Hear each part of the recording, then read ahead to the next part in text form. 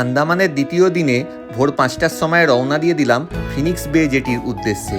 এখান থেকে আমরা গভর্নমেন্ট ফেরিতে হ্যাভলকের উদ্দেশ্যে রওনা দেব। হ্যাভলক থেকে নীল আমরা আবার প্রাইভেট ফেরিতে যাব। রওনা দিয়েই প্রথমে দেখতে পেলাম নর্থ বে লাইট হাউস এবং রস আইল্যান্ডের পুরনো লাইট হাউস। গভর্নমেন্ট ফেরিতে আমরা সমুদ্রকে উপভোগ করতে পারি ডেকে দাঁড়িয়ে, এবং নিচে এসি বসার জায়গাও রয়েছে। 2.5 ঘন্টা জার্নির পর আমরা পৌঁছে গেলাম হ্যাভলক আইল্যান্ড বা স্বরাজ দ্বীপ। এখান থেকে বাইরে বেরিয়েই আমরা স্কুটি ভাড়া নিয়ে নিলাম এবং পৌঁছে গেলাম আমাদের রিসর্টে। রিসর্টটি ছোটোর মধ্যে খুবই সুন্দর এবং খুবই সাজানো।